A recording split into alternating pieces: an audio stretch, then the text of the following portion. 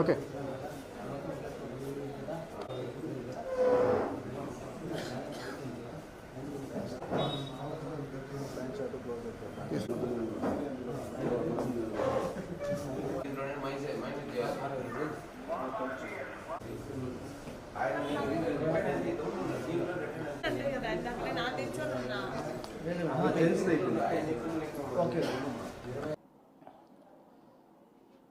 ఈరోజు సాయంత్రం 4:30-5 గంటల సమయంలో మాకు రాబడిన సమాచారంపై ఉన్నతాధికారుల ఆదేశాల మేరకు వేదాంతపురం పంచాయతీలో ఒక హోమ్ స్టేలో బ్రోతలింగ్ జరుగుతుందని వచ్చిన ఇన్ఫర్మేషన్పై నేను మా సిబ్బంది వెళ్ళి అక్కడ